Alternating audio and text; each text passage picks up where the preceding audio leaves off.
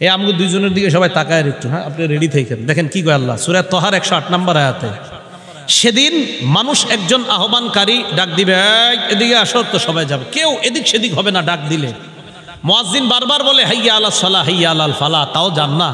সেদিন এদিক সেদিক হবে না, ডাক দিবে সব রেডি। এই কি হলো, কি হইল? ফালা, দেখেন কি কয় আল্লাহ, ওয়া খাশাতিল আসওয়াতু লিররহমান, রহমানের সামনে সবার আওয়াজগুলো নিচু হয়ে যাবে, সব চুপচাপ, একদম সব, কোনো কথা নাই। ফালা তাসমাউ ইল্লা হামসা, মৃদু আওয়াজ থাকবে। দেখেন দুইজন আমরা, এই কি হইছে রে, কোনো সমস্যা? মানে একজন আরেকজনের চুপ চুপ, কি কোনো সমস্যা নাকি? উস্তাদের কাছে বিপদে পড়ছি, হুজুর বেত নিয়ে দাঁড়ায় আছে, এই হুজুর বেত নিয়ে দাঁড়ায় আছে, মারবে নাকি, এরকম হয় না আমাদের? মানে আওয়াজ করি না, চুপ চুপ একজন, কি হইছে রে হুজুর এত চেতাকা? সেদিন কিয়ামতের ময়দানে সব নিচের দিকে তাকায় থাকবে, কারো কোনো আওয়াজ থাকবে না। একজন আরেকজনকে বলবে, বলো নাকি, কি হইছে, সমস্যা নাকি কোনো? আল্লাহ কয় সেদিন নবী আপনি এই ফিস ফিস আওয়াজ ছাড়া আর কোনো আওয়াজ পাবেন না, সব নিচের দিকে তাকায় থাকবে। ফালা তাসমাউ ইল্লা হামসা, তো আল্লাহ এটাই বললেন, ওয়াজুহু ইয়াউমাইযিন খাশিআ, সেদিন বহু চেহারা থাকবে অবনমিত, চুপচাপ, কোনো কথা নাই, একদম নিচের দিকে তাকায় থাকবে। খাশিআ, সব নিচের দিকে তাকায় থাকবে। আল্লাহ পাক রব্বুল আলামিন আমাদেরকে হেফাজত করেন। আমিলাতুন নাসিবা, আমিলা বিপর্যস্ত, নাসিবা ক্লান্ত। এই আয়াতের ব্যাখ্যায় ইকরিমা এবং সুদ্দি রহমতুল্লাহি আলাইহিমা বর্ণনা করেন, আমিলাতুন ফিদ দুনিয়া বিল মাআসি নাসিবাতুন ফিন্নার বিল আযাব। দুনিয়াতে যারা গুনাহের মাধ্যমে প্রচুর কষ্ট করছে, মানে গুনাহ যত কাম করছে সব গুনাহের কাজ, এই গুনাহের কাজ যারা দুনিয়াতে করছে তারা আযাবের মধ্যে আযাব ভোগ করতে করতে ক্লান্ত হয়ে যাবে, মানে আযাব দেইখা তারা ক্লান্ত। আমিলা, দুনিয়াতে গুনাহের কারণে তারা আমিলা, শুধু গুনাহের কাজ করছে। নাসিবা, আযাবের কারণে তারা ক্লান্ত হয়ে যাবে। আল্লাহ হেফাজত করেন। আমিলাতুন নাসিবা। ইমাম বুখারী রহমতুল্লাহি আলাইহি বুখারী শরীফের মধ্যে এই আয়াতের ব্যাখ্যায় আব্দুল্লাহ ইবনে আব্বাস থেকে উনি একটা উদ্ধৃতি এনে বলেছেন, আমিলাতুন নাসিবা মানে হলো আন-নাসারা, খ্রিস্টান সম্প্রদায়। সেদিন তারা দুনিয়াতে বহুত মেহনত করছে, তারা কয় তাদের এই মেহনত, আমিলা মানে কর্মচারী, আমিলা শ্রমিক, কয় তাদের এই শ্রম দুনিয়াতে যে দিয়েছে এটা কোনো কাজে আসবে না। নাসিবা, কিয়ামতের ময়দানে আযাবের ভয়াবহতা দেখে ক্লিষ্ট ক্লান্ত হয়ে যাবে তারা। আল্লাহ হেফাজত করেন। মুসনাদুল ফারুক 2 নম্বর খণ্ড, ওমর ফারুক রাদিয়াল্লাহু তাআলা আন, মাররা ওমর ইবনুল খাত্তাব রাদিয়াল্লাহু তাআলা আন বিদাইরি রাহিব। ওমর ফারুক রাদিয়াল্লাহু তাআলা আন একজন পাদ্রীর যে ইবাদতখানা, পাদ্রীর যে আস্তানা, এই আস্তানার পাশ দিয়ে হযরত ওমর ফারুক রাদিয়াল্লাহু তাআলা আন অতিক্রম করলেন। তো পাদ্রী মুসলমান না, তো পাদ্রীর ঘরের পাশ দিয়ে অতিক্রম করলেন। পাদ্রী মুসলমান না কিন্তু আলেম, মানে আপনার অন্য ধর্মের আলেম, মানে পাদ্রী জানে কোনটা জান্নাত কোনটা জাহান্নাম, পাদ্রী জানে যে ইসলাম ধর্ম সঠিক। ওমর ফারুক ওই পাদ্রীর আস্তানার পাশ দিয়ে যাওয়ার সময় ফাকালা লাহু ইয়া রাহিব ইয়া রাহিব, ডাক দিলেন, ও পাদ্রী, ও পাদ্রী, এই পাদ্রী বলে ডাক দিলেন। ওমর ফারুক অন্য ধর্মের একজন আলেমের আস্তানার পাশ দিয়ে যায়, যাওয়ার সময় ডাক দিলেন, ও পাদ্রী, ও আলেম, এইদিকে আসো। ফাআশরাফা, পাদ্রী হযরত ওমর ফারুকের দিকে যখন রওনা করলেন, ফাজআলা ইয়ানজুরু ইলাইহি ওয়া জাআলা ইয়াবকি। ওমর ফারুক রাদিয়াল্লাহু তাআলা আন পাদ্রীর আগমন দেখা, পাদ্রীকে দেখে ওমর ফারুক কান্না শুরু করলেন, কাঁদতেছে। ফাকিলা লাহু ইয়া আমিরুল মুমিনিন মা ইউবকিকা মিন হাদা, প্রশ্ন করা হলো, আমিরুল মুমিনিন, পাদ্রীকে দেখে আপনার কান্নার কারণ কি? ওমর ফারুক জবাব দেয়, যাকারতু কাউলাল্লাহি আযজা ওয়া জাল ফি কিতাবি আমিলাতুন নাসিবা, আল্লাহর কোরআনের এই আয়াত স্মরণ করলাম, আমিলাতুন নাসিবা, কিছু মানুষ দুনিয়ায় শুধু কষ্ট করবে, এই কষ্টের কোনো ফলাফল পাবে না, কিয়ামতের ময়দানে আযাবের কারণে তারা ক্লান্ত। আহারে, অন্য ধর্মের একজন আলেম কত কষ্ট করতেছে, এই মানুষটা জানে কোনটা সত্য আর কোনটা মিথ্যা, এরপরেও ইসলাম গ্রহণ করে নাই। তার এই যে কষ্ট, এই কষ্টের কোনো মূল্য হবে না। এই জন্য লোকটাকে দেখা আমি ওমর কান্না করা শুরু করলাম। কানতেছে, কি অবস্থা হবে, লোকটা জানতেছে এরপরেও মানতেছে না। তো হযরত ওমর আমিলাতুন নাসিবা এই আয়াত স্মরণ করা কানতেছে। আমরাও দুনিয়াতে দেখেন অনেক মানুষ কত কষ্ট কইরা গুনাহের কাজ করি, কষ্ট কইরা গুনাহের কাজ করি, কষ্ট কইরা গুনাহের কাজ করি। তো এই কষ্ট কইরা গুনাহের কাজ করি, কিয়ামতে ক্লান্ত হতে হবে, ক্লিষ্ট হতে হবে, ভয়ঙ্কর পরিস্থিতির মধ্যে পড়তে হবে। সেই পরিস্থিতির মধ্যে যেন পড়া না লাগে, দুনিয়াতে থাইকেই যেন নিরাপত্তা নামা নিয়ে কবরে যেতে পারি, এমন মুমিন হওয়ার তৌফিক দান করে।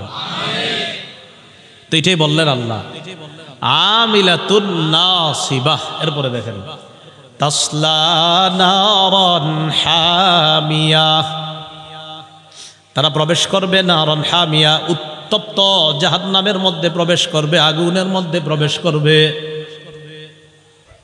উত্তপ্ত আগুনের মধ্যে প্রবেশ করবে, গরমের মধ্যে প্রবেশ করবে। কেমন গরম!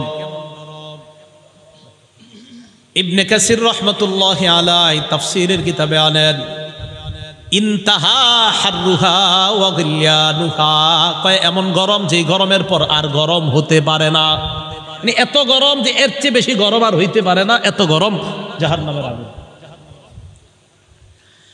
পরের আয়াতে আল্লাহ বলেন, তুসকা মিন আইনিন আনিয়া, তাদেরকে পান করতে দেওয়া হবে টকবগে গরম ঝর্ণা থেকে, তাদেরকে পানি পান করতে দেওয়া হবে টকবগে। কাজী সানাউল্লাহ পানিপথী রহমতুল্লাহি আলাইহি তাফসীরে মাজহারির মধ্যে এই টকবগের ব্যাখ্যা দেয়, ক্বালাল মুফাসসিরুন, কাজী সানাউল্লাহ পানিপথী রহমতুল্লাহি আলাইহি বলেন, মুফাসসিরিন কেরাম বলেন, লাউ উলকিয়াত কাতরাতুম মিনহা আলাল জিবাল লাযাবাত, কয় সেই টকবগে গরম পানির এক ফোঁটা যদি দুনিয়ার পাহাড় সমূহের মধ্যে দেওয়া হয়, এই পাহাড়গুলো মুহূর্তের মধ্যে মোমের মতো গলে যাবে। একটা পাহাড় না, সব পাহাড়, দুনিয়া সব পাহাড়ের মধ্যে যদি আপনার সেই টকবগে গরম পানির এক ফোঁটা দেওয়া হয়, সব গলে শেষ হয়ে যাবে মোমের মতো। বাঁচেন, সবাই বেঁচে যান। আমি আমার টেনশনে আছি, সবাই সবার টেনশন করেন, কেমনে বাঁচা যায় সেখান থেকে। এক ফোঁটায় যদি পাহাড় সব মোমের মতো গলে যায়, ভাইও বিশ্বাস করেন পারা যাবে না। এই চিন্তায় করেন না যে হুজুর কি সমস্যা, কি কিছুদিন জাহান্নামে থাইকা পরে জান্নাতে, না না, এই চিন্তাও করেন না। তো আল্লাহ বলেন, আইনিন আনিয়া, তুসকা মিন আইনিন আনিয়া, এমন গরম যেই গরম যদি দুনিয়ার মধ্যে এক ফোঁটা দেওয়া হয়, লাযাবাত, সব মোমের মতো গলে যাবে। পরে দেখেন কি কয়, লাইসা লাহুম তাআমুন ইল্লা মিন দরি', সেখানে তাদেরকে খাদ্য দেওয়া হবে না, দরি' নামক খাদ্য দেওয়া হবে, আর কোনো খাদ্য দেওয়া হবে না, ভালো কোনো খাদ্য, দরি' জাতীয় খাদ্য দেওয়া হবে। বলেন দরি', বলেন কি খাদ্যের নাম? এই দরি' কি খাদ্য? এটা তাফসীরের কিতাবে আসছে।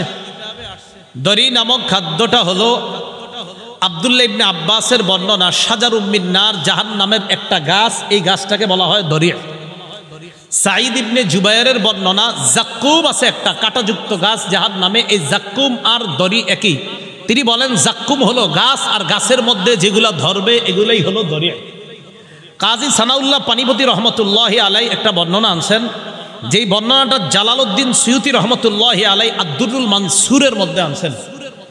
এই বর্ণনার মধ্যে বর্ণনাকারী আব্দুল্লাহ ইবনে আব্বাস রাদিয়াল্লাহু তাআলা আনহুমার বর্ণনা, তিনি বলেন দরি নামক খাদ্যটা কেমন খাদ্য জানো? কয় আমাররু মিনাস সাবির, কয় পৃথিবীর যত তিতা আছে এই সবচেয়ে তিতার চাইতেও আরো তিতা হলো দরি নামক খাদ্যটা। ওয়া আনতানু মিনাল জিফা, কয় লাশ পচে যাওয়ার পর যে গন্ধ হয় এর চাইতেও আরো দুর্গন্ধ হবে এই ফলটা। ও আসাদ্দু হাররাম মিনান নার, কয় আগুনের চাইতে আরো ভয়ঙ্কর পাওয়ারফুল গরম হবে। এক তো দুর্গন্ধ, দ্বিতীয়ত তিতা, আবার গরম। এটা আবার গরম, কিন্তু তিনটা আপনার তিতা, আবার গরম, আবার দুর্গন্ধ, কোনোটাই সহ্য হবে না। তো এরপরে আব্দুল্লাহ ইবনে আব্বাস বলেন, ইজা উতইমা সাহিবুহু, এই দড়ি যখন জাহান্নামীকে খাইতে দেওয়া হবে, লা ইয়াদখুলুল বাতনা, কয়টা পেটেও যাবে না, ওয়ালা ইয়ারতাফিউ ইলাল ফাম, মুখেও আসবে না, গলায় আটকায় থাকবে। বাঁচেন, সবাই বেঁচে যাই, চলেন, আল্লাহ হেফাজত করেন। দড়ি নামক খাদ্যের ব্যাপারে ইমাম বুখারী রহমতুল্লাহি আলাইহি, বুখারী শরীফের মধ্যে আনছেন মুজাহিদ রহমতুল্লাহি আলাইহি থেকে, দড়ি হলো এমন এক খাদ্য পৃথিবীর মধ্যে আর কি আপনার, তিনি বলেন নাবাতুন ইউকালু লাহু আশ-শিবরিক, কোন ঘাস উঠার পর এটা যখন সজীব থাকে, এক ধরনের সজীব ঘাস, এই ঘাসকে বলা হয় শিবরিক, এটাকেও দড়ি বলা হয়। তো শিবরিক, যেই ঘাসটাকে শিবরিক মানে তাজা ঘাস, যেটাকে শিবরিক বলা হয়, ইউসাম্মিহি আহলুল হিজাজ আদ-দরি ইদা ইয়াবিসা, এই সজীব ঘাসটা যখন শুকিয়ে যায়, হিজাজবাসীরা এটাকে বলে দড়ি। তাহলে ঘাস শুকানোর পর এটাকে হিজাজবাসী বলে দড়ি, আর শুকানোর আগে এটাকে বলা হয় শিবরিক। শিবরিক মানে হলো তরু তাজা মাত্র সবুজ যেই ঘাস, এই ঘাসটাকে বলা হয় দড়ি, মানে শিবরিক। তাহলে ঘাস সজীব যখন থাকে তখন এটাকে বলা হয় শিবরিক, এক ধরনের সুন্দর ঘাস, আর এটা যখন শুকায়া যায় এটাকে হিজাজবাসী বলে দড়ি। আর জাহান্নামে যে দড়ি নামক খাদ্য, এটার ভয়ঙ্কর তিনটা বৈশিষ্ট্য হলো, 1 নাম্বার সবচেয়ে তিতা, 2 নাম্বার সবচেয়ে গরম, 3 নাম্বার সবচেয়ে দুর্গন্ধযুক্ত। আল্লাহ হেফাজত করে। তিরমিজি শরীফের 2586 নম্বর হাদিসের বর্ণনা, আবু দারদা রাদিয়াল্লাহু তাআলা আনহুর বর্ণনা, قال رسول الله صلى الله عليه وسلم يلقى على أهل النار الجوع। রাসূলুল্লাহ সাল্লাল্লাহু আলাইহি ওয়াসাল্লাম বলেন, জাহান্নামীদেরকে আযাব দেওয়া হবে বিভিন্ন ধরনের আযাবের মধ্যে একটা আযাব হলো ক্ষুধার আযাব। ক্ষুধার আযাব, ক্ষুধা কিসের আযাব? রমজানে 22 বছর বয়স ছেলে ডাক দেয় না আম্মা, কেন? বাচ্চা মানুষ। কি মানুষ? এই জন্য রোজা রাখায় না, বোঝা যাবে সেখানে। ইউলকা আলা আহলিন নারি আল জু', জাহান্নামীদেরকে বিভিন্ন আযাবের সাথে ক্ষুধার আযাব দেওয়া হবে। ফায়াদিলু মা হুম মিনাল আযাব, অন্যান্য আযাবের সাথে ক্ষুধার আযাব তারা ভোগ করবে। ক্ষুধার আযাব ভোগ করতে করতে এক পর্যায়ে ফায়াস্তাগিসুনা, জাহান্নামীরা বলবে খাদ্য দাও, খাদ্য দাও, আর ক্ষুধার যন্ত্রণা সহ্য করতে পারি না। ফায়ুগাসুনা বিতআমিন মিন দরি, তাদেরকে ওই দরি নামক খাদ্যটা দেওয়া হবে। দরি নামক ভয়ঙ্কর 3টা বৈশিষ্ট্য সম্পন্ন খাদ্য দেওয়া হবে। দরি নামক খাদ্য দেওয়ার পর এই খাদ্য যখন তাদেরকে দেওয়া হবে, খাদ্যটা যখন তারা খাবে, খাদ্য খাওয়ার পর তাদের অবস্থা এত ভয়ঙ্কর হবে।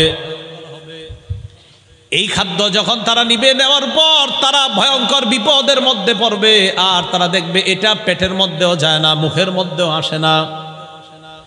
ফায়াস্তাগিসুনা বিতআম, এবার তারা আবার খাদ্য তালাশ করবে। এবার তাদেরকে দেওয়া হবে ফায়ুরফাউ ইলাইহিমুল হাবিম বিল কালালি বিল হাদিদ। দরি নামক খাদ্য দেওয়ার পর যখন তারা এই খাদ্যটা খেতে পারবে না, আবার তারা খাদ্য চাইবে, চাওয়ার পর ফায়ুগাসুনা বিতআবিন জি গুসসা, এমন খাদ্য দেওয়া হবে যেই খাদ্য গলার মধ্যে আটকায়া যায়। কোরআনে গুসসা শব্দ আছে, এমন খাদ্য যেই খাদ্য গলার মধ্যে আটকায়া যায়। গলার মধ্যে খাদ্য আটকানোর পর ফায়াজকুরুনা আন্নাহুম ইউজিজুনাল গুসাসা ফিদ দুনিয়া বিশরাবি, এবার তাদের মনে পড়বে দুনিয়ায় আমাদের গলার মধ্যে কিছু আটকাইলে আমরা কি জানি করতাম, কি করতাম? পানি খাইতাম। দুনিয়াতে কিছু আটকাইলে কি খাইতাম? তো তখন যখন আপনার ওই দরি নামক খাদ্য আর কাঁটাযুক্ত খাদ্য গলায় আটকাবে, তখন তাদের মনে পড়বে আচ্ছা আমরা না দুনিয়াতে কিছু আটকাইলে পানি খাইতাম, তো এটা মনে পড়বে তখন। মনে পড়ার পর ফায়াস্তাগিসুনা বিশারাব, পানি চাইবে। কি চাইবে? পানি চাওয়ার পর ফায়ুগাসুনা ফায়ুরফাউ ইলাইহিমুল হামিম বিল কালালি বিল হাদিদ, তাদেরকে পানি দেওয়া হবে, ওই পানির মধ্যে লোহার কাঁটা থাকবে। পানিতে আবার লোহার কাঁটা। এই লোহার কাঁটা যুক্ত পানি যখন তাদেরকে দেওয়া হবে, ফাইদা দানাত মিন উজুহিহিম, এই লোহার কাঁটা যুক্ত পানিগুলা যখন মুখের সামনে নেওয়া হবে, এত গরম পানি, পানির গরমে সাওয়াত উজুহাহুম, পানি পান করবে না, পান করার আগে শুধু গরমে ওই গরমটা তাদের চেহারা জ্বালায়া দিবে। ওয়াকাত্তাত মা ফি বুতুনিহিম, পান করার আগে পেটের নারী বুড়িগুলা সব ঝলসে দিবে। পানি পান করার আগে গরমেই তাদের এই অবস্থা হবে, পেটের নারী বুড়িগুলা ঝলসে দিবে। ফায়াকুলুনা, এক পর্যায়ে একে অপরকে বলবে, উদউ খাজানাতা জাহান্নাম, জাহান্নামের প্রহরীদেরকে ডাক দাও, জাহান্নামের রক্ষীদেরকে ডাক দাও। জাহান্নামের রক্ষী ফেরেশতারা বলবে, বলো কি বলবা? বলবে আর সহ্য করতে পারি না। রক্ষীরা বলবে, আলাম তাকু তাতিকুম রুসুলুকুম বিল বাইয়িনাত,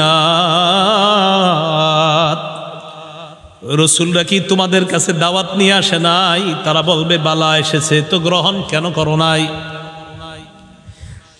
এবার তারা বলবে, প্রহরীদেরকে ডাক দিয়ে লাভ নাই, উদউ মালিকা, জাহান্নামের দারোগা মালিককে ডাক দাও। ওয়ানাদাউ ইয়া মালিকুল ইয়াকদি আলাইনা রাব্বুক, জাহান্নামের দারোগা মালিককে ডাক দিবে, ডাক দিয়ে বলবে, ও মালিক, আল্লাহরে বলো আল্লাহ যেন আমাদেরকে মৃত্যু দিয়ে দেয়। জাহান্নামের দারোগা মালিককে যখন তারা ডাক দিবে, মালিক তাদের ডাকে সাড়া দিবে। ইমাম আহমদ বলেন, নুব্বিতু আন্না বাইনা দুআইহিম ওয়া বাইনা ইজাবাতি মালিকিন ইয়াহুম আলফা আম, হয় মালিক তাদের ডাকে সাড়া দিবে 1000 বছর পর। ডাক দিবে মালিক 1000 বছর পর। জাহান্নামের দারোগা মালিক বলবে, বলো কি বলবা? 1000 বছর পর বলবে, কি বলবা বলো। আল্লাহ আমাদেরকে হেফাজত করেন। তারা বলবে, আল্লাহরে বলো আল্লাহ যেন আমাদেরকে মরণ দিয়ে দেয় জাহান্নামে। মালিক বলবে, ইন্নাকুম মাকিসুন, চুপচাপ আযাব ভোগ করো।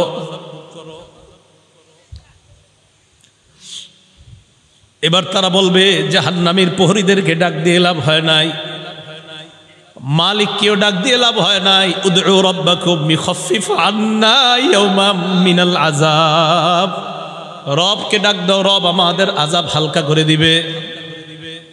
কেননা রবের চাইতে দয়ালু আর কেউ না। এবার তারা ডাক দিবে আল্লাহকে। আল্লাহকে ডাক দেওয়ার পর তারা বলবে, সূরা মুমিনুনের মধ্যে আল্লাহ বলেন, রব্বানা গলাবাত আলাইনা শিকওয়াতুনা, এরা ডাক দিয়ে বলবে, আল্লাহ আমাদের হতভাগ্য, আমাদের দুর্ভাগ্য আমাদের উপর বিজয় লাভ করছে।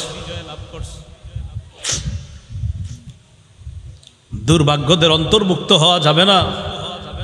আপনি জানেন না এই আয়াতটা আমি কতবার তেলাওয়াত করি, যখন সামনে আসে আমার এই আয়াত, কি অবস্থাটা হবে। জাহান্নামীরা বলবে, আল্লাহ আমাদের দুর্ভাগ্য, আমরা দুর্ভাগা হওয়ার কারণে আজকে আমাদের উপর, আমাদের এই দুর্ভাগা হওয়াটা আমাদের উপর বিজয় লাভ করছে। দুনিয়াতে আপনার কথা শুনি নাই।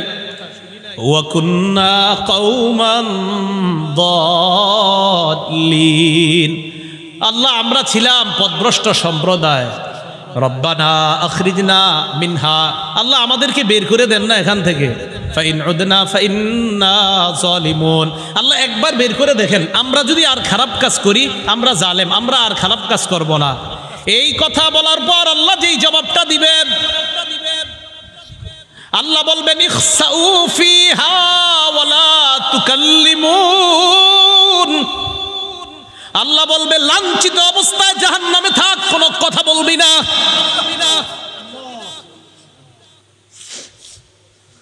রব বলবে কথা বলবি না, চুপচাপ থাক।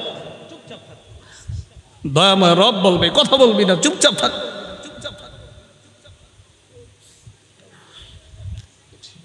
আমি তোমাদেরকে কি সতর্ক করি নাই? আপনারা জানেন যে ফেরেশতারা এটা বলছেন আল্লাহ যখন বলবে লাঞ্ছিত অবস্থায় চুপচাপ কোনো কথা বলবি না। বহুত পেরেশানির মধ্যে পড়ে যায় আয়াত যখন পড়ি। রব যখন বলবে কোনো কথা নাই, কি অবস্থা হবে? তাই বলছিলাম দুনিয়া থেকে নিরাপত্তা নামা নিয়ে যাওয়া, নিরাপত্তা নামা যদি নিয়ে না যাইতে পারি ঠকে গেলাম, হতভাগা হয়ে গেলাম। আল্লাহ সকলকে সৌভাগ্যবানদের কাতারে শামিল হওয়ার তৌফিক দান করেন। তো আল্লাহ বলবে ইখসাউ ফিহা ওয়ালা তুকাল্লিমুন, কথা বলবা না, থাকো। তো বলছিলাম ওই যে দরিয়া, এই দরিয়া নামক খাদ্য দেওয়ার পর এরপরে দেওয়া হবে কাঁটাযুক্ত খাদ্য, গুচ্ছ জাতীয় খাদ্য।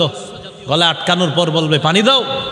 তো পানি দিবে, পান করবে কি চেহারার সামনে নীতি, চেহারা ঝলসে যাবে, পেটের সব ঝলসে যাবে। তখন তারা ফেরেশতা ডাক দিবে, জাহান্নামের প্রহরী ডাক দিবে, মালিককে ডাক দিবে, আল্লাহকে ডাক দিবে। সবাই তো একটা একটা বলবে, প্রহরীরা বলবে রসুল আসে নাই, আর মালিক বলবে 1000 বছর পর চুপচাপ আযাব বুক করো, তাও তো একটু কথা বলবে। আল্লাহ কি বলবে দেখেন, লাঞ্ছিত অবস্থায় থাকো, কোনো কথা নাই, থাকো। রব যদি বলে কথা নাই তখন তো শেষ। তো বলছিলাম দরিহ লা ইউসমিনু ওয়ালা ইউগনি মিন জু'। কয় দরি নামক খাদ্যটা কেমন জানো? এটা পুষ্টিও যোগায় না, ক্ষুধাও নিবারণ করে না। আচ্ছা আমরা খাদ্য খাই কেন বলেন তো? হয়তো পুষ্টি বাড়ার জন্য, না হয় যেন ক্ষুধা নিবারণ হয়। আল্লাহ বলে লা ইউসমিনু, দরি নামক খাদ্য পুষ্টিও যোগাবে না, ক্ষুধাও নিবারণ করবে না। কিছু মনে করবেন না, পৃথিবীর একটা খাদ্য আছে যেই খাদ্যটা অ্যাভেলেবেল মানুষ খায়, যেটা তার পুষ্টিও যোগায় না, ক্ষুধাও নিবারণ করে না। হুজুর কি এটা? মাশাআল্লাহ, ধূমপান। কি পান? ধূমপান। এটা পুষ্টিও যোগায় না, ক্ষুধাও নিবারণ করে না। বুঝা যায় দুনিয়ার ধূমপান জাহান্নামের দড়ির সাথে অনেকটা মিলে যায়। কি জি? জোরে কর না জি। সবাই শোনায় এখন শুনতে হবে তো। আপনাদের মুসল্লি যারা আছে এগুলোর দিকে তাকায় বলেন কি ঠিক আছে?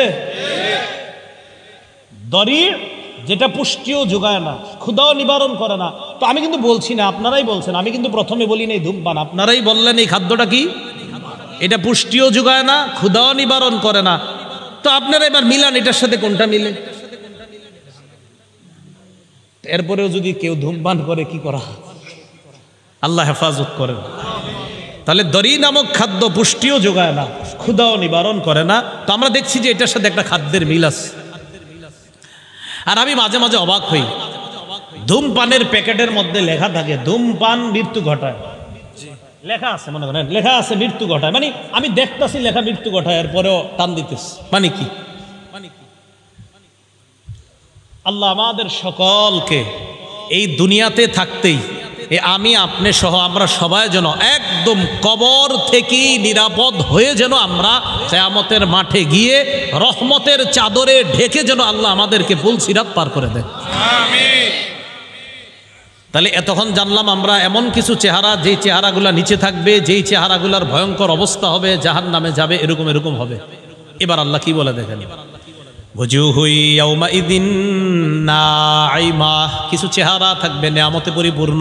আলহামদুলিল্লাহ, আল্লাহ আপনি আমাদেরকে ওই চেহারাওয়ালা বানায়া দেন। লিসাইহা রাদিয়া, আগের চেহারাওয়ালাদেরকেও আল্লাহ বলছে দুনিয়ার মধ্যে তারা গুনাহের কাজ করছে, কষ্ট করার কারণে কিয়ামতের ময়দানে তারা ক্লান্ত।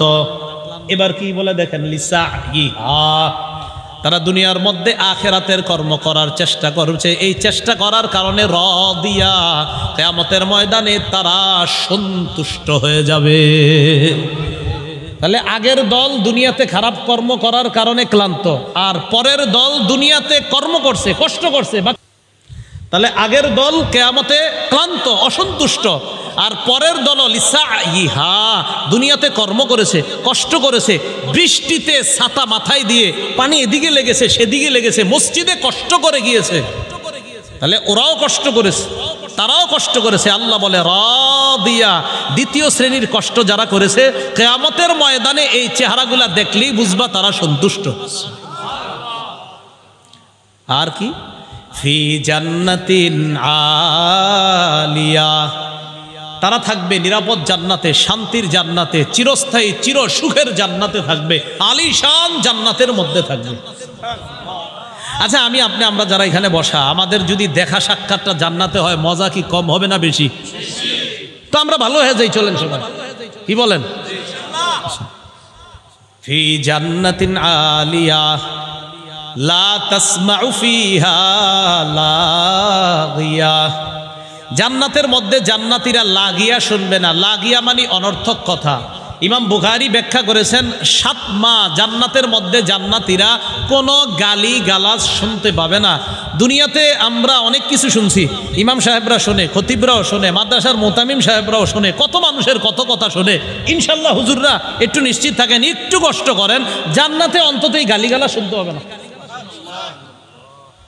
লা তাসমাউ ফিহা লাগিয়া, জান্নাতের মধ্যে অনর্থক কোনো কথা থাকবে না, কোনো অনর্থক কথা শোনা যাবে না। কত সুন্দর কথা হবে জান্নাতে, সে আলোচনা আমি পুরোটা করছি না। সর্বশেষ জান্নাতি যেই মানুষটা, এই মানুষটা আল্লাহরে সর্বশেষ তখন যখন তাকে জান্নাত থেকে বের করবে, এবার আমার একটা আলোচনা আছে, দেখবেন লম্বা আলোচনা আছে সর্বশেষ জান্নাতির নিয়ে।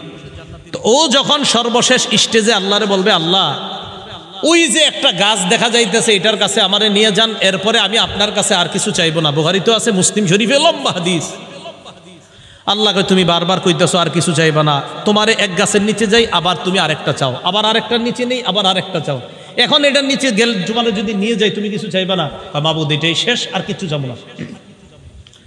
তো আল্লাহ তারে নিয়ে গেছে কোথায়? জান্নাতের একদম দরজার সামনে একটা গাছ। এই গাছটা এত সুন্দর, এত নেয়ামতে পরিপূর্ণ যে আগে যতগুলা নেয়ামত আল্লাহ তারে পার করছে, ওটার কাছে আগেরগুলা কিছুই না। তো সেখানে গেছে, ওয়াদা করছে আর কিছু যাবো না। যাওয়ার পর অপেক্ষা করতেছে, হঠাৎ দেখে তার কানে জান্নাতীদের আওয়াজ আসতেছে। কি আসতেছে? সূরা গশিয়া কি বলছে? জান্নাতে কোনো কি থাকবে না, গালিগালাজ থাকবে না। ওই ব্যক্তি জান্নাতীদের আওয়াজ শোনার পর বললে, এত সুন্দর আওয়াজ কিসের? আল্লাহ আমারে একটু ওই আওয়াজ যারা করতেছে তাদের কাছে নিয়ে যান। তাহলে আওয়াজ কত সুন্দর হবে, কারণ তারে তো আল্লাহ একের পর এক নিয়ামত দিতেছে। তাহলে তার আওয়াজটা কত সুন্দর, নেয়ামতে পরিপূর্ণ আওয়াজ। মানে আমি চিন্তা করি হাদিসে যে জান্নাতীদের আওয়াজটাও কত চমৎকার হবে। ওই ব্যক্তিরা আল্লাহ বলবে, আরে যা, ঠিক আছে, 10 দুনিয়ার সমপরিমাণ এই যে আওয়াজ, যত সুন্দর ফুলের বাগান, ফলের বাগান, এই জাতীয় 10 দুনিয়ার সমপরিমাণ একটা বাগানের মালিক তোমাকে বানায় দিলাম। এটা আলিশান জান্নাতের বাগান, মানে আলিশান জান্নাত। এই জান্নাত মানে প্রাসাদ, রাজ প্রাসাদের মালিক বানায়া দিলাম। তো আল্লাহ বলেন, লা তাসমাউ ফিহা লাগিয়া, যেই চেহারাগুলা সন্তুষ্ট চিত্তে তাদেরকে দেখবা, তারা জান্নাতের মধ্যে কোনো গালিগালাজ শুনবে না। লা তাসমাউ ফিহা লাগিয়া ফিহা আইনুন জারিয়া, সেখানে তাদের জন্য থাকবে প্রবাহমান ঝর্ণা, যেই ঝর্ণা থেকে দুধের নহর প্রবাহিত হবে, মধুর নহর প্রবাহিত হবে। হাদিসের মধ্যে আসছে, রাসূল বলেন, তুফাজ্জারু আনহারুল জান্নাহ মিন তাহতি তিলাল আও মিন তাহতি জিবালিল মিসকি, কয় মেশক আম্বর থেকে জান্নাতের নহরগুলা জান্নাতীদের বালাখানার নিচ দিয়ে প্রবাহিত হবে। কক্সবাজার দেখলে মন চায়নি মাঝে মাঝে, টাকা পয়সা তো কম, মন চায় কিন্তু আপনাদের সবার, কিন্তু যে হুজুর ওই জায়গায় গেলে গুনাহ হয়, কেমনে যাবো? এই যায় না, দরকার নেই। জান্নাতে যখন যাবেন একবার, আপনি এনে বসবেন, আপনার বিবি আর একটায় বৈশা, দুজন আনন্দ উল্লাস করবেন, আর দেখবেন নহর প্রবাহিত হচ্ছে। আমাদের আনন্দ তো সেখানে হবে, এখানে না, ইনশাআল্লাহ। আল্লাহ বলেন, ফিহা আইনুন জারিয়া, প্রবাহমান ঝর্ণা থাকবে। ফিহা সুরুরুম মারফুআ, সেখানে উঁচু উঁচু পালং খাট বিছানো থাকবে, হযরত যেন সেখানে আরাম করতে পারে। কেমন উঁচু? তাফসীরের কিতাবের মধ্যে আসছে যে সেখানের খাটগুলা এমন উঁচু থাকবে, ইজা আরাদা ওয়ালিয়ুল্লাহি আইয়াজলিসা আলা তিলকা সুরুরি তাওয়াদাআত লাহু। আল্লাহর বন্ধুরা, আল্লাহর অলিগণ যখন ওই খাটের মধ্যে উঠতে চাইবে, খাট তো উঁচু, খাট তার জন্য নত হয়ে যাবে। জি হযরত, আসেন আমার মধ্যে বসেন। তাওয়াদাআত লাহু ফিহা সুরুরুম মারফুআতু ওয়া আকওয়াবুম মাওদুআ। তো খাটে বসবেন, বসার পর দুনিয়াতে তো বিভিন্ন জন তারা বিভিন্ন মত টান দিছে যে ভাবসাব, আল্লাহ পাক রব্বুল আলামিন তো আপনাকেও দিবে যে তুমি তো দুনিয়াতে এই মত ছুঁয়েও দেখো নাই, তোমাকেও সেখানে শাল্লা বিছিয়ে দিলাম। আর ওই বিছানো জমিনের উপর তো তুমি উটের মধ্যে আরোহণ করে আসমান আর পাহাড়গুলা দেখতে পাচ্ছ। তো এইগুলা দেখে তুমি কি বুঝো না আমি যে জান্নাত দিমু? এরপরে আল্লাহ বলেন ফাযাক্কির। তো নবীজি সাল্লাল্লাহু আলাইহি সাল্লাম একটু চিন্তিত, আহারে আমি এত দাওয়াত দেই, কাফেররা কেন গ্রহণ করে না? কথার কথা। যেমন আজকে আপনারা আমি চাইছি যে এমনভাবে বুঝাই যেন আজকে থেকে আর কেউ গুনাহ না করেন। তো এরপরেও যদি কালকে গুনাহ করেন হইতে পারে কষ্ট লাগবে, আহারে তো ভাবে কইলাম এরপরে গুনাহ করে। তো নবীজি দাওয়াত দেয়, এরপরে অনেকে দাওয়াত গ্রহণ করে না, কষ্ট লাগে যে আমি এত করে বুঝাই গ্রহণ করে না কেন? আল্লাহ বললেন ফাযাক্কির, নবী আপনার কাজ আপনি শুধু ওয়াজ করতে থাকেন। সুবহানাল্লাহ, আপনার কাজ ফাযাক্কির, আপনি শুধু ওয়াজ করতে থাকেন। ইন্নামা আনতা মুযাক্কির, আপনি উপদেশ দিতে থাকেন, আপনি ওয়াজ করতে থাকেন, আপনি শুধু ওয়াজকারী, শুধু উপদেশ দাতা।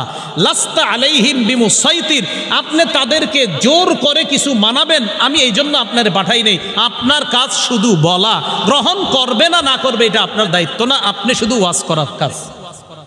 লাস্তা আলাইহিম বিমুসাইতির, আপনি তাদের উপর নিয়ন্ত্রক নন, আপনি তাদের উপর বাধ্য না, তারা গ্রহণ করতেই হবে। আপনার কাজ ওয়াজ করা। বলেন আপনার কাজ কি? তো এখন যদি এই যুগে কেউ বলেন হুজুর এত ওয়াজ করেন কি লাভ, এত ওয়াজ করেন আসেনি, আমাদের কাজ কি শুধু পোষায় দেওয়া? খতিব সাহেবের কাজ কি শুধু? আর দোয়া করা। হ্যাঁ, দোয়া করা যে আল্লাহ কবুল যেন করে, আল্লাহ মানুষগুলা যেন কথাগুলা মানে, আল্লাহ মানুষগুলা যেন কথাগুলা মানে, বাস এতটুকু কাজ। বাকি হেদায়েত সে পাবে না না পাবে এটা আল্লাহ জানে। তো আল্লাহ বলেন ইল্লা মান তাওয়াল্লা ওয়া কাফার, যে ব্যক্তি আপনার দাওয়াত গ্রহণ না করে মুখ ফিরিয়ে নিবে, ওয়া কাফার আর কুফরি করবে, ফায়ুআযযিবুহুল্লাহুল আযাবাল আকবার, আল্লাহ তাকে বড় আযাব দিবে, বড় শাস্তি দিবে। ইন্না ইলাইনা ইয়াবাহুম, তাদের সবাইকে জানায়া দেন আমার কাছেই সকলে ফিরে আসতে হবে। সুম্মা ইন্না আলাইনা হিসাবাহুম, এরপর আমার দায়িত্ব তাদের হিসাব নেওয়া, আমি আল্লাহ তাদের হিসাব নিব।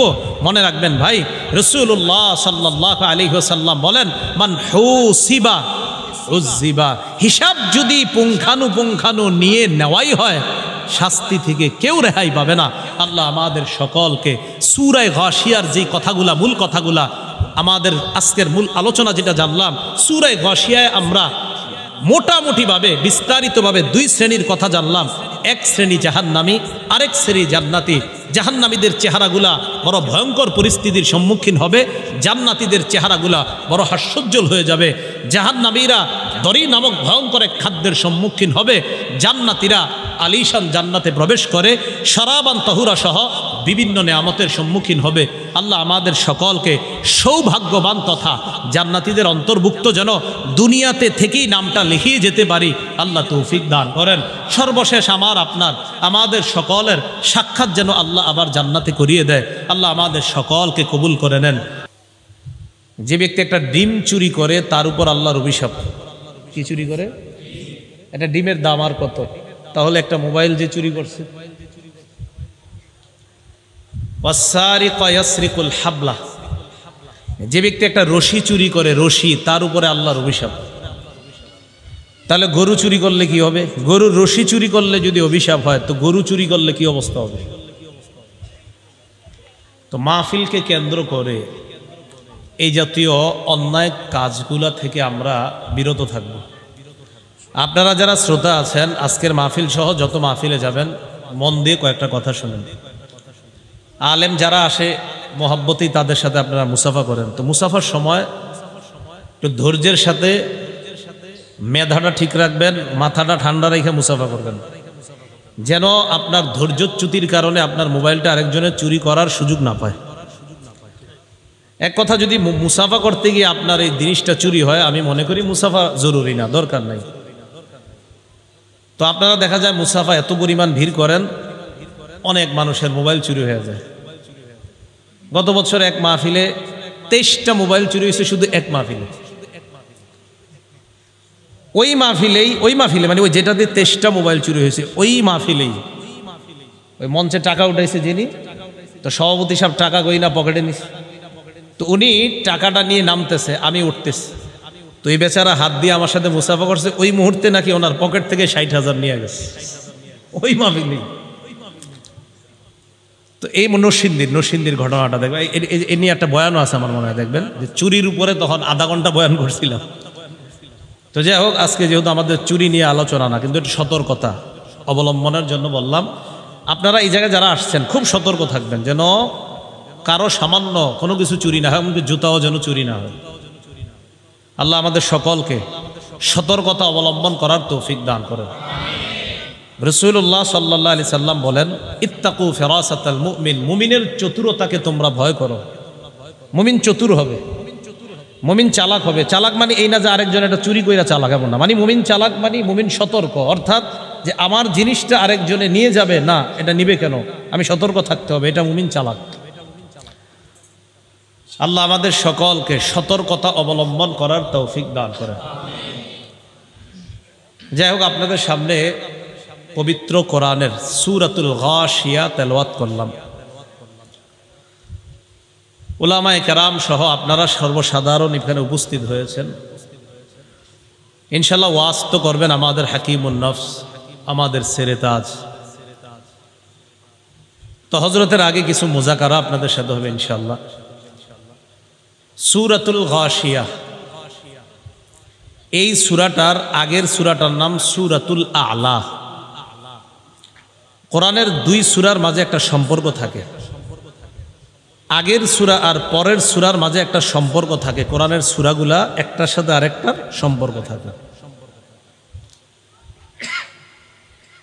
তো কোরআনের সূরার সাথে যেহেতু আরেকটা সূরার সম্পর্ক থাকে, সম্পর্কের কারণে সূরাগুলার সিরিয়ালগুলা কোরআনে এইভাবে দেওয়া হয়েছে।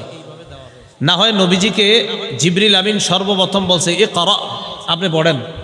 তো কোরআন শুরু হয়েছে কি ইকরা দিয়া না আলহামদুলিল্লাহ রাব্বিল আলামিন। তো ইকরার সিরিয়াল এত পরে গেল কেন? কোরআনের একটা সূরার সাথে আরেক সূরার সম্পর্ক আছে, এই জন্য সূরাগুলা এইভাবে সুন্দরভাবে সিরিয়ালভাবে সাজানো হয়েছে। কথা হলো, সূরা গাশিয়ার আগের সূরার নাম সূরা আ'লা। এই দুই সূরার মাঝে কি সম্পর্ক? সূরা আ'লার 10 নম্বর আয়াতটা আমরা যদি বুঝি তাহলে বুঝবো যে গাশিয়ার সাথে সূরা আ'লার সম্পর্ক আছে কিনা। সূরা আ'লার 10 নম্বর আয়াতে আল্লাহ বলেন, সায়াযাক্কারু মান ইয়াখশা ওয়া ইয়াতাজান্নাবুহাল আশকা আল্লাযী ইয়াসলান নারাল কুবরা। যাদের মাঝে আল্লাহর ভয় আছে তারা উপদেশ গ্রহণ করে,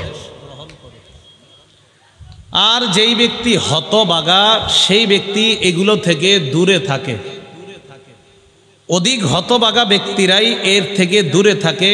আল্লাযী ইয়াসলান নারাল কুবরা, যেই হতবাগা ব্যক্তি সর্ববৃহৎ আগুনে প্রবেশ করবে। বলেন নাউযুবিল্লাহ। এতটুকু আয়াতের অনুবাদ বুঝছেন নি আপনারা? তাহলে সূরা গাশিয়ার সাথে এটা সম্পর্কটা কি? এই আয়াতের অনুবাদ বুঝলে তাহলে বুঝানো সহজ হবে। আবার বুঝেন, সূরা গাশিয়ার আগের সূরা হলো সূরা আ'লা। তো আমাদের আলোচনা হলো, আমি যেহেতু গাশিয়া সূরাটা আলোচনা করব আপনাদের সামনে, গাশিয়ার সাথে আগের সূরার কি সম্পর্ক? তো সূরা আ'লার 10 নম্বর আয়াতে আল্লাহ বলেন, যাদের মাঝে আল্লাহর ভয় আছে তারা উপদেশ গ্রহণ করে, আর হতবাগারা উপদেশ গ্রহণ করে না, কারণ তারা প্রবেশ করবে জাহান্নামে। একটু অনুবাদ বাংলাটা বুঝছেন নি? তো এতটুকু যদি বুঝে থাকেন তাহলে আমার সহজ বাংলা বুঝেন। এই আয়াতের মধ্যে আল্লাহ সংক্ষেপে আমাদেরকে 4টা বিষয়ের দিকে ইঙ্গিত করেছেন। বলেন কয়টা বিষয়? 1 নাম্বার ইমানদার, মানে সায়াযাক্কারু মান ইয়াখশা দ্বারা আল্লাহ ইঙ্গিত করেছেন ইমানদার। ওয়াসায়ুজান্নাবুহাল আশকা, যার মাঝে আল্লাহর ভয় আছে সে উপদেশ গ্রহণ করবে, এর দ্বারা আল্লাহ ইঙ্গিত করেছেন ইমানদার। আর যে হতবাগা সে উপদেশ গ্রহণ করবে না, এর দ্বারা আল্লাহ ইঙ্গিত করেছেন বেঈমান। কয়টা হলো? দুইটা। আল্লাযী ইয়াসলান নারুল কুবরা, হতবাগা বেঈমান প্রবেশ করবে জাহান্নামে। তো হতবাগা বেঈমান যদি জাহান্নামে প্রবেশ করে, ইমানদার প্রবেশ করবে কই? জান্নাতে। তাহলে দেখেন চারটা বিষয়, ইমানদার, বেঈমান, জান্নাত, জাহান্নাম। এই দেখেন, ইমানদার, বেঈমান, জান্নাত, জাহান্নাম। সংক্ষেপে আল্লাহ বুঝাইতে চায় ইমানদারের ঠিকানা জান্নাত, বেঈমানের ঠিকানা জাহান্নাম। একটু বুঝছেন? তাহলে বলেন তো, আল্লাহ সূরা আলায় ইমানদার আর বেঈমান, জান্নাত আর জাহান্নামের বর্ণনা কি বিস্তারিত দিয়েছেন না সংক্ষেপে? মজার ব্যাপার হলো, পরের সূরা যেটা আপনাদের সামনে তেলাওয়াত করলাম, সূরা গাশিয়া, এই সূরার মধ্যে আল্লাহ বিস্তারিত আলোচনা করছেন। তাহলে আগের সূরায় সংক্ষেপে আর পরের সূরা, তাহলে সম্পর্ক আসেনি দুইটার মাঝে? এটা হলো এই দুই সূরার সম্পর্ক। তা আশা করি আপনারা আলেম ছাড়া অন্য যারা আছেন, ওলামা একরাম তো সহজেই বুঝবে, অন্যরা সহজে আশা করি বুঝছেন। যে এক কথায় বুঝবেন, সূরা আলায় ইমানদার, বেঈমান, জান্নাত, জাহান্নাম এই চারটি বিষয়ে আল্লাহ সংক্ষেপে আলোচনা করেছেন। আর সূরা গাশিয়ার মধ্যে ইমানদার, বেঈমান, জান্নাত, জাহান্নামের আলোচনা আল্লাহ বিস্তারিত করেছেন।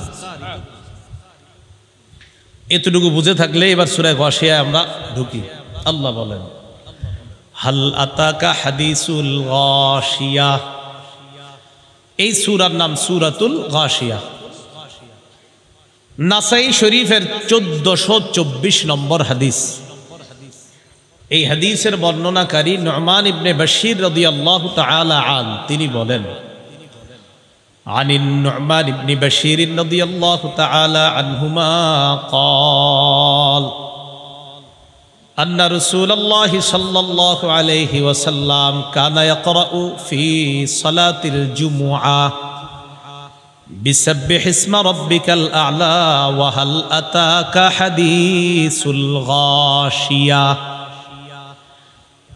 নবীজির সাহাবী নু'মান ইবনে বাশীর রাদিয়াল্লাহু তাআলা আনহু তিনি বর্ণনা করেন, রাসূলুল্লাহ সাল্লাল্লাহু আলাইহি সাল্লাম জুমার নামাজে প্রথম রাকাতে সূরা আ'লা, সাব্বিহ ইসমা রাব্বিকাল আ'লা, এই সূরাটা তেলাওয়াত করতেন।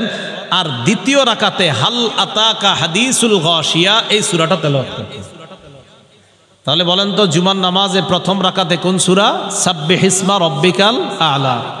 আর দ্বিতীয় রাকাতে হাল আতাকা হাদিসুল গাশিয়া।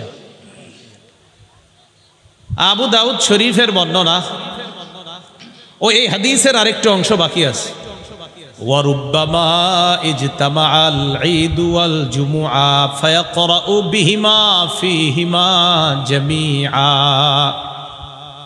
কখনো যদি এমন হতো যে ঈদের দিনটা হইছে শুক্রবারে, তো শুক্রবারে যদি ঈদের দিন হয়, বলেন তো শুক্রবার দিন জামাতে আমরা যদি ঈদের দিন হয় তো ঈদের নামাজ জামাতে কয় রাকাত পড়ি? এরপরে জুমার নামাজও কয় রাকাত? জুমার নামাজে প্রথম রাকাতে রাসূল কোন সূরা পড়তেন? সূরা আ'লা। দ্বিতীয় রাকাতে গাশিয়া।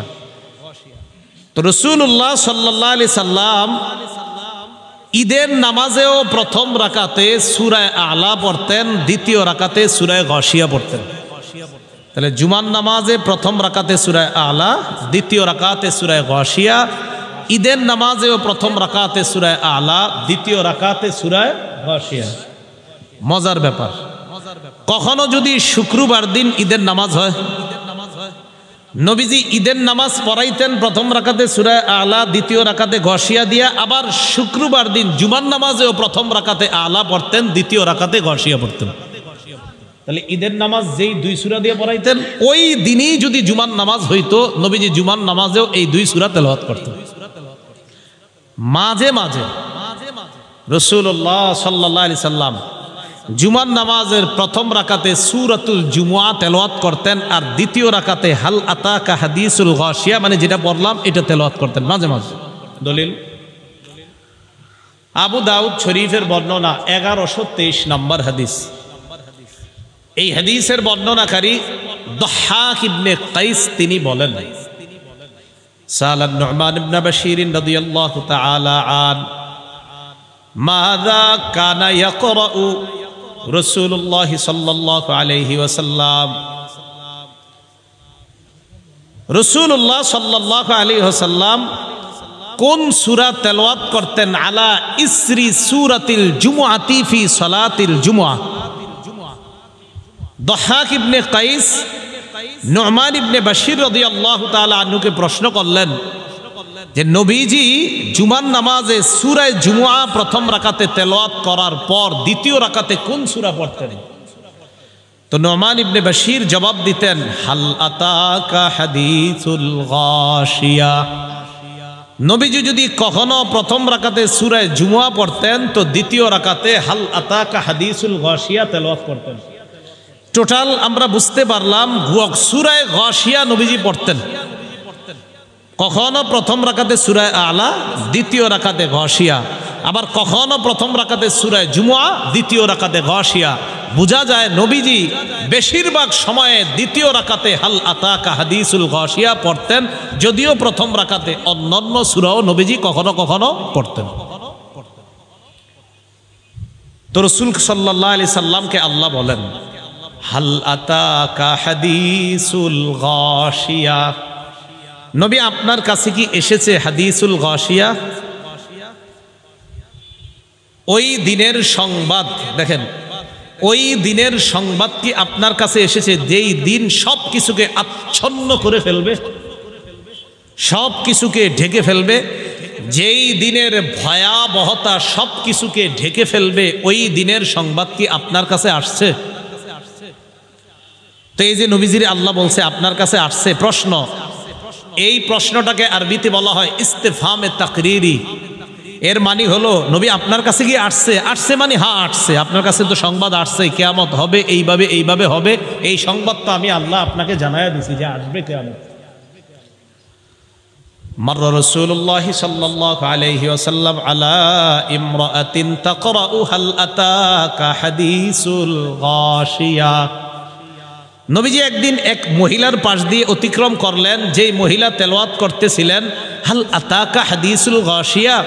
আপনার কাছে কি ওই দিনের সংবাদ এসেছে যেই দিন সব কিছুকে আচ্ছন্ন করে দিবে, ওই দিনের সংবাদ কি এসেছে?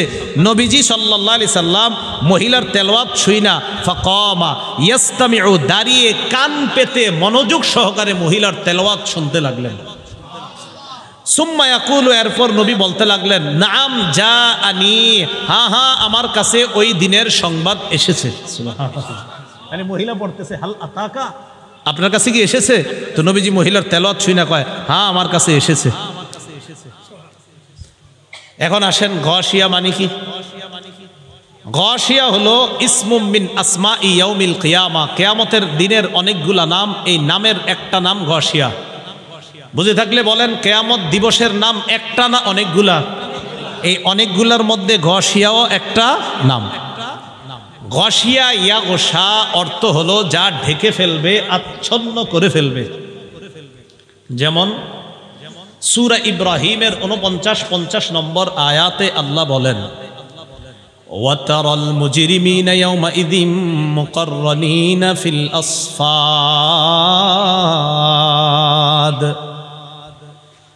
অপরাধীদেরকে আপনি দেখবেন তাদেরকে বেরি পরানো হয়েছে, নাউজুবিল্লাহ। অপরাধীদেরকে বেরি পরানো অবস্থায় আপনি দেখবেন। সারাবিলুহুম মিন কাতিরান, অপরাধীদের পোশাকগুলা দেখবেন আল কাতরার পোশাক।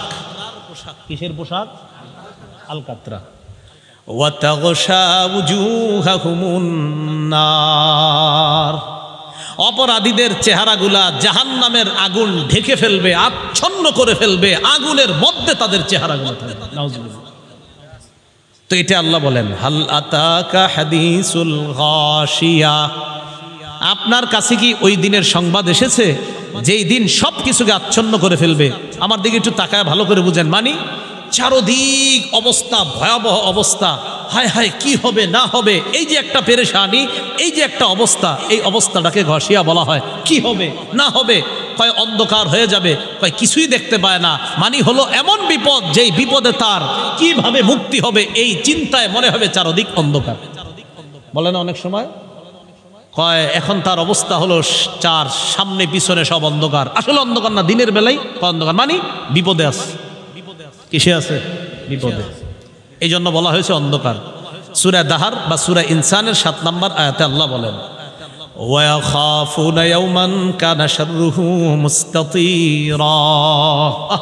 আল্লাহ বলেন কিয়ামত দিনের যে খারাপিটা, যে ভয়াবহ অবস্থাটা তোমরা কি মনে করছো একদিকে? আল্লাহ বলে না, পুরা কিয়ামতের ময়দানের চারদিকে বিস্তৃত হয়ে থাকবে, চারদিকে শুধু খারাপি আর খারাপি দেখা যাবে।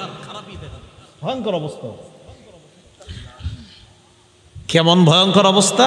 সূরা হজের 1 নম্বর 2 নম্বর আয়াতে আল্লাহ বলেন, ইয়া আইয়ুহান নাসুত্তাকু রাব্বাকুম ইন্না জালজালাতাস সাআতি শাইউন আযীম।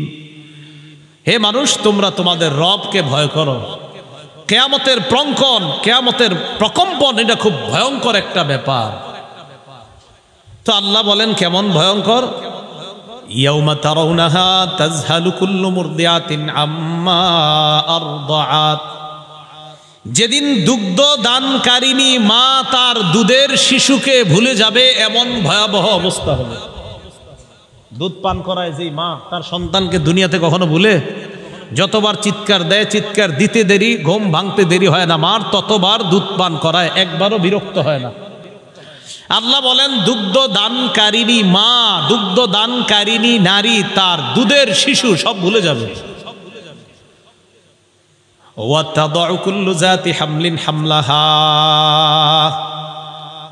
গর্ভধারিণী নারী তার গর্ভস্থিত সন্তানকে এই ভয়াবহতা দেইখা এমনি প্রসব করে ফেলবে। দাত্রী মা ওই সন্তান বের করতে হবে না, সিজারের প্রয়োজন হবে না, ভয়াবহ অবস্থা দেখেই সন্তান প্রসব হয়ে যাবে। আল্লাহ হেফাজত করেন। ওয়াতারান নাসা সুকারা। আপনি দেখবেন মানুষগুলা মাতাল। ওয়ামা হুম বিসুকারা ওয়ালাকিন্না আযাবাল্লাহি শাদীদ। আসলে তারা মাতাল না, বাকি দেখলে মনে হবে মাতাল, আসলে মাতাল না। আসল কি জানেন নবী? আল্লাহর আযাবটাই ভয়ঙ্কর। এই ভয়াবহতায় মানুষগুলারে দেখলে মাতাল মনে হবে, কিন্তু তারা মাতাল না। আল্লাহ আমাদের সকলকে কিয়ামতের ওই বিভীষিকাময় মুহূর্ত থেকে হেফাজত করে আরশের ছায়া যেন আল্লাহ আমাদেরকে জায়গা দিয়ে দেন। তো আল্লাহ বলেন, হাল আতাকা হাদিসুল গাশিয়া। নবী আপনার কাছে কি এসেছে ওই দিনের সংবাদ, যেই দিন সব কিছুকে আচ্ছন্ন করে ফেলবে? এখন আসেন পরের আয়াত, বুজুহু ইয়াউমাইদিন খাশিআ। বুজুহুন, 2 জবর 2 জের 2 পেশকে কি বলে? বলে না, কি বলে? বুজুহুন। এই হুনের উপরে 2 পেশ না, এই 2 পেশ তানবিন, এই তানবিন লিতাকসির, আধিক্যতা বোঝানোর জন্য আসছে উজুহুন। এই উজুহুন মানে বহু চেহারা সেদিন অবনমিত থাকবে, ভয়ে নিচের দিকে তাকায়া থাকবে। নাউজুবিল্লাহ, ভয় সব। সূরা তাহার 108 নম্বর আয়াতে দেখেন আল্লাহ কি বলেন। আল্লাহ পাক রব্বুল আলামিন বলেন, ইয়াউমাইযি ইয়াত্তাবিউনাদ দাঈয়া লা ইওয়াজা লাহু ওয়া খাশাতিল আসওয়াতু লির রহমান ফালা তাসমাউ